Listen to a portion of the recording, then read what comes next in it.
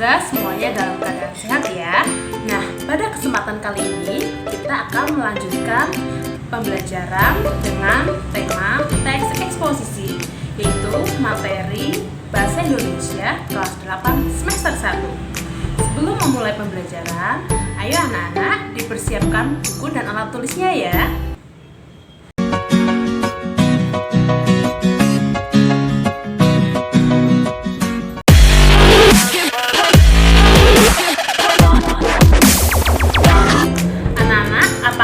Kalian sudah siap?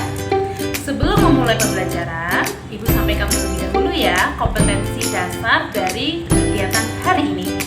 Kompetensi dasarnya adalah mengidentifikasi informasi teks eksposisi berupa artikel ilmiah populer dari koran atau majalah yang didengar dan dibaca. Tujuan kegiatan ini adalah kalian mampu mengidentifikasi unsur-unsur teks eksposisi. Nah, selanjutnya ya teks eksposisi itu? Anak-anak, perhatikan contoh teks berikut. Menabung di bank memiliki banyak manfaat. Uang yang disimpan aman dari tangan orang yang tidak bertanggung jawab. Semakin lama, uang yang ditabung bertambah dan berbunga. Apabila ingin belanja, uang tabungan tidak perlu diambil di bank. Cukup dengan menggunakan ATM atau anjungan tunai mandiri. Yang paling penting, pemilik uang tidak akan kehilangan uangnya. Menurut kalian, apakah teks tersebut memberikan informasi kepada kita tentang manfaat menabung di bank? Yap, benar sekali. Jika teks tersebut memberikan suatu informasi, apakah termasuk teks eksposisi? Jadi, pengertian dari teks eksposisi itu apa ya? Nah, benar sekali. Teks eksposisi adalah teks yang berisi paragraf yang isinya berupa sejumlah informasi yang bertujuan untuk menjelaskan, menerangkan, atau memaparkan sesuatu kepada pembaca. Kalian sudah tahu kan apa pengertian dari teks eksposisi itu? Selanjutnya, kita akan mempelajari unsur-unsur dari teks eksposisi.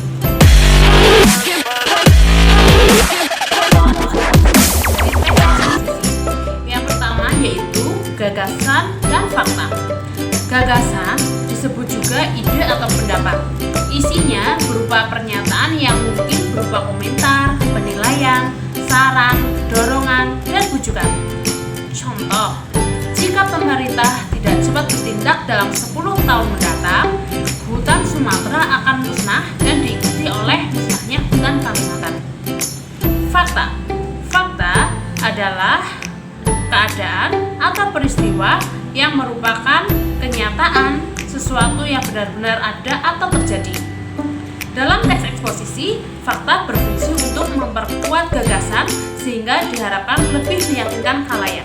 Contoh, selama bulan Januari sampai Oktober, 45% dari keseluruhan titik kebakaran terkonsentrasi di Provinsi Riau. Mempermudah anak-anak dalam memahami apa itu kalimat gagasan dan apa itu kalimat fakta, Ibu Arum akan memberikan kata kunci atau jembatan keledai untuk mempermudah kalian membedakannya. Ciri-ciri kalimat gagasan ditandai dengan menu, biji, kalas. Menu yaitu menurut, bi itu bila, ji itu jika, kal yaitu kalau, as yaitu asalkan. Jadi, apabila suatu kalimat ditandai dengan kata menu, biji, kalas, maka itu merupakan kalimat gagasan.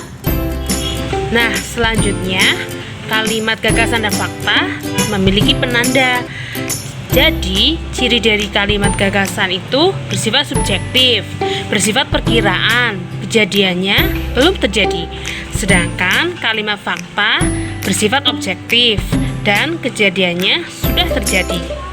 Nah, unsur-unsur teks eksposisi yang kedua yaitu pola pengembangan teks eksposisi. Pola pengembangan teks eksposisi terbagi menjadi 4. Apa saja itu? Pola umum khusus yaitu ide pokok bagian teksnya ditempatkan pada awal paragraf yang kemudian diikuti oleh ide-ide penjelas. Pola demikian dikenal sebagai paragraf deduktif. Contoh paragrafnya adalah koloni terumbu karang di 3 samudra dunia terancam bahaya. Suhu permukaan laut yang terus meningkat membuat warna-warni karang hidup ini memudar. Setelah memudar, terumbu karang menjadi putih. Fenomena yang dikenal sebagai pemutihan karang ini sudah melanda koloni koral seluas hampir 12.000 km persegi di Samudra Atlantik, Pasifik, dan Hindia. Nah, dari paragraf tersebut, maka kalimat utama atau ide pokoknya terletak di awal, yaitu koloni terumbu karang di 3 samudra dunia terancam bahaya. Maka paragraf tersebut dikenal dengan pola pengembangan teks eksposisi umum khusus. Pola pengembangan teks eksposisi yang kedua adalah pola pengembangan khusus umum.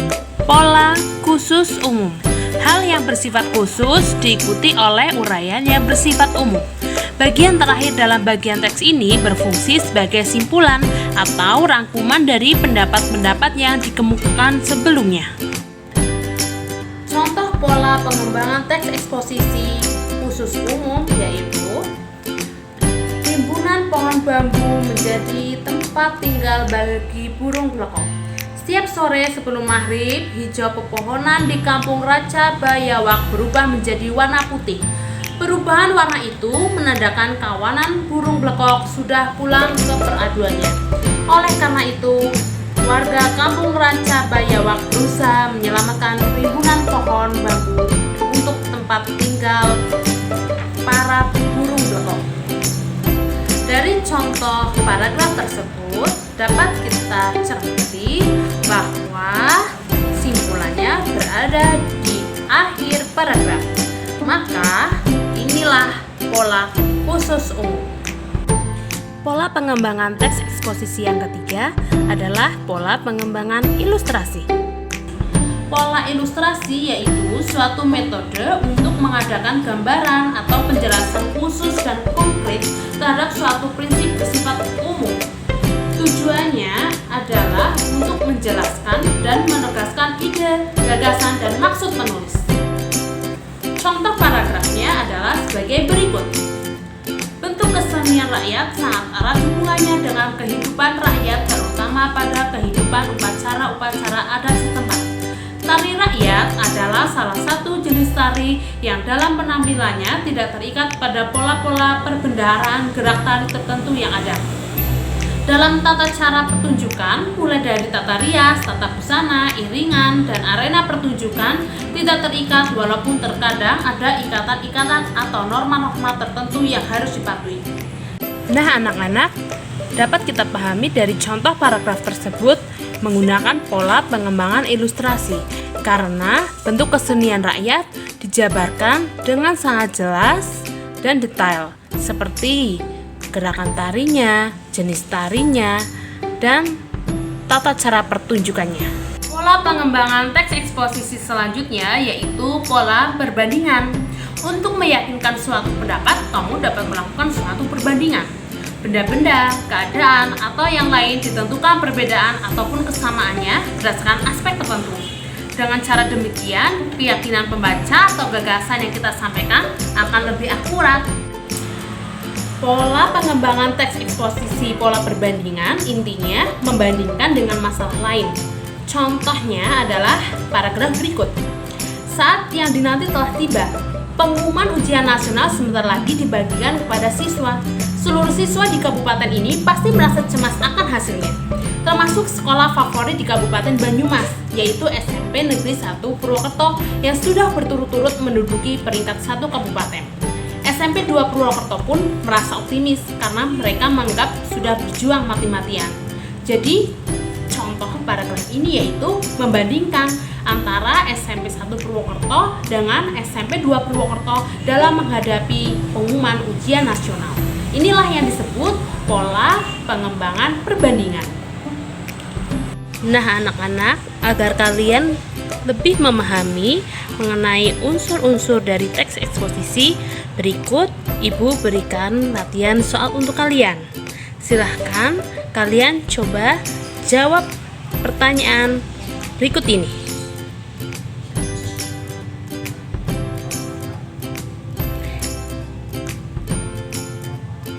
Bagaimana? Mudah bukan? Ya, benar sekali. Pendapat dari teks tersebut atau gagasan dari teks tersebut yaitu terdapat pada nomor 3 karena ditandai dengan jika. Bagaimana dengan pola pengembangan teks eksposisi tersebut?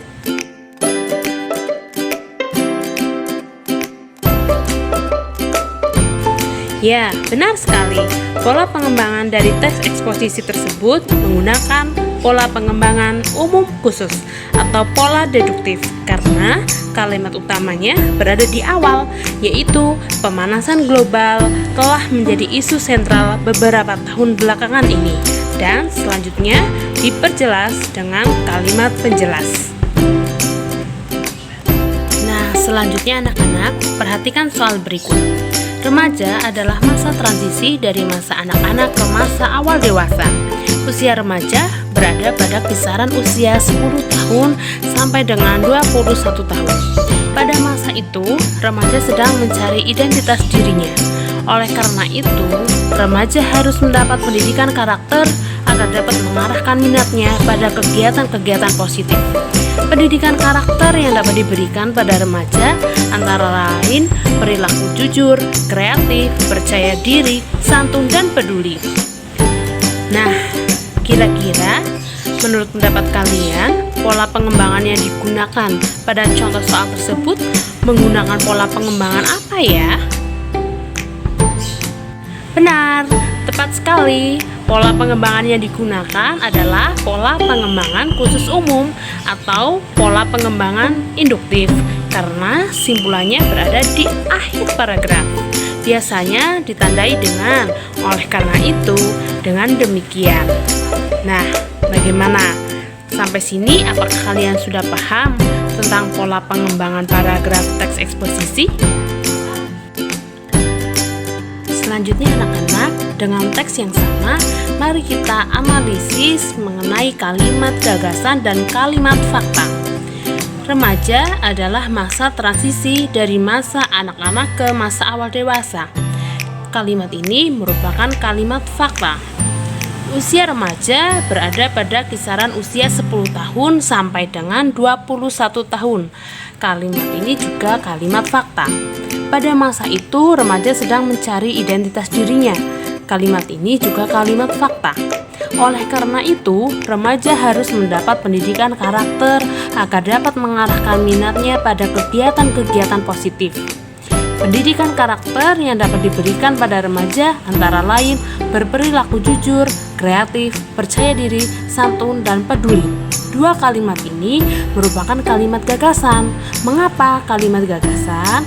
Karena kalimat ini memberikan pendapatnya mengenai apa yang harus didapatkan remaja di saat usia mereka sedang masa transisi. Nah, sampai sini kalimat gagasan dan fakta. Apakah kalian sudah cukup paham? Nah, anak-anak, bagaimana? Apa kalian sudah paham? Pada kegiatan ini kita sudah belajar pengertian teks eksposisi dan unsur-unsur dari teks eksposisi. Diharapkan kalian mampu untuk mengidentifikasi unsur-unsur dari teks eksposisi. Selanjutnya, kalian akan diberi tugas, yaitu kalian bisa mengunduh linknya di HTTP. Nah, anak-anak, untuk pembelajaran pada kali ini kurasa sudah cukup ya. Sampai bertemu di video selanjutnya untuk membahas materi yang lain. Selamat berlatih, selalu cinta bahasa Indonesia. Wassalamualaikum warahmatullahi wabarakatuh. Sampai jumpa.